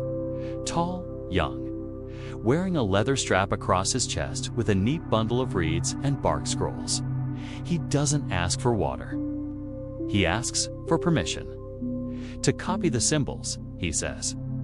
I've seen similar ones farther north. They're spreading. I want to record them before they vanish. Mira narrows her eyes. Why? He shrugs. Because one day, someone will want to know how people lived when the rain forgot them. It's hard to argue with that. He spends 2 days sketching, watching, noting down stories, some surely embellished. He copies the spiral. The fish, the moon, and rope. The wordless song. He thanks everyone, drinks once, then leaves at dawn. And you're left with a thought you can't shake. This village is now part of a larger memory. Not written in stone tablets or scrolls, but in water, in echoes, in shared symbols. There's a warmth in that. That night, a wind comes. Not rain, not yet, but cool, fresh. A taste of something shifting. You wrap yourself in a cloak and head to the well one more time. It glows faintly under the stars. No torches, no fireflies, just presence. You lean over the rim. The bucket waits. The spiral watches. And far below, you swear you can hear the faintest ripple-like laughter. Like breath, like the memory of someone pulling a rope 1,000 years from now, whispering a prayer in a language not yet born. Because the well is old, and now it's awake. It begins with a child's question. Why do we only give gifts down the well? You glance over, unsure how to answer. She's maybe 5 or 6, eyes full of that unstoppable curiosity children carry like a stone in their pocket. Why not give some to the sky, too? And just like that, the village shifts again. The very next morning, someone ties a spiral charm to the highest branch of the olive tree near the well. It's small, made from dried grass and an old piece of blue thread. No one speaks of it directly, but you see more appear over the weak little wind ornaments. Feathers, ribbons tied with 3 knots. A mirror shard catches the light just right and scatters it across the stone rim like flickering stars. The listener has found a twin, the watcher. It's not a formal belief, not yet. No one names it outright, but the duality becomes clear. The wealthy listener draws memory inward, holds your secrets. The Tritha watcher looks outward, keeping watch, remembering what you've done. The idea spreads quickly, almost as if it had been waiting all along. Soon, children leave messages on leaves, tied to the tree with string. One says, "Forgive me for lying about the honey." Another, "Please help the goat not be sick." Some are just names. Some are symbols. Some are drawings of 2 wells, side by side, with a tree between them. It's not religion, not quite. It's remembrance. Mainstream scholars still debate whether such symbolic dualities existed in early Israel. Palestine folk, traditions, worth and sky, silence and song, deep and wide. Some point to mirrored motifs in pottery and textile design. Others say this is modern imposition, reading too much into patterns and shadows. But here, now, in this village, it feels natural. As though it's always been true, just waiting to be discovered again. The gifts start to match the direction of the hope. A couple hoping for rain places a carved droplet in the tree. A woman grieving her brother drops a stone into the well. You begin to notice the rhythms of this new ritual, one for the sky, one for the deep. And it's not just individuals anymore. Whole families visit the well and the tree together now. They come at dusk as the air cools and the shadows stretch. Some sing, some just sit. A few recite simple poems more felt than composed. One child calls it watering the sky. No one corrects him. Here's your quirky moment. One night, someone leaves a perfectly round egg on the branch fork, balanced carefully, deliberately. It stays there through the night. By morning, it's gone. A fox, a bird, the listener, doesn't matter. What matters is the story now flying through the village. The watcher accepts offerings too. Even Myra Stoic, practical Myra, starts wearing a necklace shaped like the spiral, but inverted. For balance, she says. It's always for balance. The scribe returns. He's different this time, dirtier, quieter, but his eyes are full of wonder as he sees the tree. "This wasn't here before," he murmurs. "It's you've made something new." You nod, because you have. And this time, he doesn't just take notes. He adds a symbol. It's a tiny spiral and a circle etched into the corner of a bark tablet. "So I don't forget where I was when I remembered," he says. Historians still struggle with how to record intangible heritage, things that don't leave physical remains. Rituals, songs, beliefs held in gestures rather than clay. You're witnessing the very kind of ephemeral culture scholars chase centuries later. You wonder how long it will last. Then the school begins. Not a school, officially. just a spot under the tree where a woman named Nama gathers the children and teaches them what she knows. Numbers, of course, the names of plants, stories about stars, and, once a week, something new. Water thinking, it's her term. A way of approaching problems with the patience and rhythm of the well. If you want to remember something, she says, say it slowly, like a rope unspooling. If you want to understand someone, listen like the listener. If you want to act, look first, like the watcher. The children nod. They imitate her phrases. They apply them like rules. And now, the spiral isn't just a symbol, it's a curriculum. Myra joins one morning, quietly offering a lesson on bucket knotting. Someone else brings painted stones, each one with a different sound when tapped. The listener speaks in tones. They say the kids giggle, but they listen, and you. You start keeping a record. Not formal, not scholarly, just a stone near your mat and a stick to scratch lines into it at the end of each day. A mark for each new story heard at the well. Each symbol added to the tree. Each time someone mentions the listener or the watcher without irony, the stone fills fast. You've become the memory keeper without meaning to. There's something beautiful in that, something soft and slow. And then one day the rain returns. It comes in the early hours, just as dawn begins to unfurl. Gentle at first, hesitant, then stronger. Fuller, a proper downpour, the kind that makes your roof groan and your clay pots dance. You run outside. So does everyone. Laughter, arms raised, heads tilted. The children shriek and run barefoot through the mud.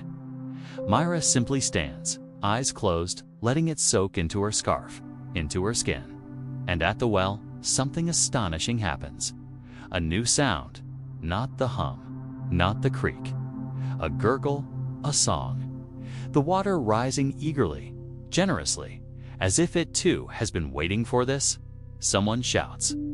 The listener is full again. Someone else, the watcher, called it, you want to laugh, or cry, or both.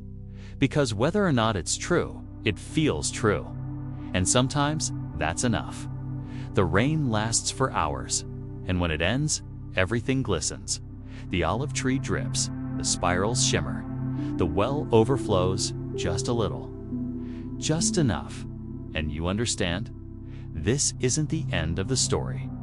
It's the beginning of remembering, of passing down, of holding not just water, but meaning, so that the next time the sky forgets to weep and the buckets grow lighter and the rope grows longer, someone will look to the well, to the tree, and know. This village has been through worse, and it remembers how to wait, how to hope, how to believe. The days after the rain are slow, swollen with quiet joy. You'd think the village would erupt into action, harvest restarted, fields reopened, shouts echoing from terrace to terrace. But instead, everything moves in a kind of gentle afterglow. As if the water didn't just nourish the soil, but washed over the people too, calming even the urgency in their bones. The well is brimming now. You lower the bucket and it barely takes a second to hit water. The rope stays dry, the echoes gone. Instead, there's a fullness, a heavy hush rising up from below, like the well is resting, like it's exhaled. And above it, the tree seems taller. Its ornaments, spirals, ribbons, feathers flutter in the breeze. Dry now, a little faded from rain, but still clinging proudly to the branches. You spot one charm twisted around another, like they merged in the storm. The watcher and the listener intertwined. People begin telling stories about the rain. Not just that it came, but why it came. The children balance the world, someone says. No, Myra replies one day with a knowing smile. We just remembered how to ask, and ask they did. Because now, even the asking has form. There's a new practice. Each time someone draws water, they speak aloud something they're grateful for. Not every time, not by rule, but often enough that it becomes rhythm, like a verbal offering to match the spirals. I'm grateful for my mother's soup, for the goat that didn't die, for the baby learning to say stone. The well listens, the tree watches, and the village lives. There's talk now of sending messages, not just between nearby villages, but beyond, across ridges, across valleys. Word has spread that symbols are traveling, that in other places people are beginning to carve spirals too. The scribe returns a final time. He brings with him a bundle of flat stones wrapped in cloth, each one etched with a spiral and a single mark below it. He says they're memory stones meant to be placed near other wells, so that even strangers will know they are not alone. They'll recognize the spiral, he says. They'll ask about it. Maybe they'll add their own. You take one in your hand. It's smooth, heavy, warm from his journey. You place it by the well. And suddenly, this old hole in the ground has become a beacon. Historians, centuries from now, will scratch their heads trying to decode these symbols. Some will call them proto-writing, others proto-religion. A few will dismiss them entirely just kids playing with stones. But you know better. You've seen what they do, how they link people, how they store emotion, how they offer comfort when the sky is cruel. This, you realize, is what culture really is. Not the clay tablets in museums, not the kings and wars, but this shared water, shared memory, shared silence.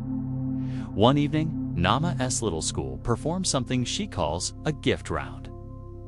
Each child holds a small token-an object with meaning, a seed, a bone bead, a smooth stone. They sit in a circle under the tree and, one by one, pass their token to the left. No speaking, no questions. Just the simple act of giving and receiving. Some keep what they're handed, others pass it on again. By the end, no one holds what they began with, but everyone has something. You can't help but smile. It's so small, so simple, and yet so much like water. It moves, it carries, it changes hands. Later that night, as the sun dips and shadows stretch long, Mira approaches the well and drops something in. Not a bead, not a charm, a note, folded carefully, sealed with clay. You ask what it says. She shakes her head. It's not for us, she replies. It's for someone in the dry times. Maybe they'll find it, maybe not. Doesn't matter. It's enough that it's there. And somehow, that feels more real than any scripture. Because faith here is not about gods, it's about continuity. About believing that someone, someday, will stand where you're standing now and feel less alone. You walk the ridge that night, looking back on the well, the tree, the little houses tucked between terraces. Smoke rises from cook fires. A dog barks sleepily. A child laughs. The spiral glows faintly in the moonlight. You've seen something remarkable unfold here. Not just survival, not just resilience, but meaning. Built drop by drop, knot by knot, word by word. And now, that meaning will carry. Beyond this village, beyond this generation, beyond even memory. Because when the sky is cruel again, it will be someone will find a mark, a symbol, a story, and they'll remember. There was once a well that listened, a tree that watched, and a village that learned to do both. So now, as you settle deeper into your blanket, you can let your thoughts drift gently. Back to that warm, dusty village, to the smooth rim of the old well, polished by generations of hands. To the soft rustle of spiral charms dancing in the breeze. To the quiet hush that fell over the crowd each time someone lowered a bucket.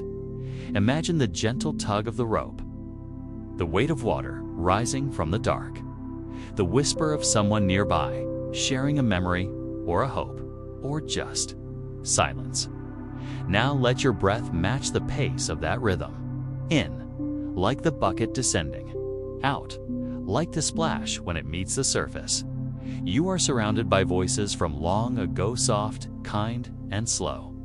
They hum like the well. They look out for you like the tree. And even if you forget the symbols, even if the names fade or the spiral uncoils in your mind, you'll carry the feeling with you of being held, of being remembered, of water and belief, and time folding in on itself like ripples in a perfect circle. So let your muscles melt now. Let your eyelids grow heavy. The listener is full. The watcher is calm. You're safe. You're home. Good night.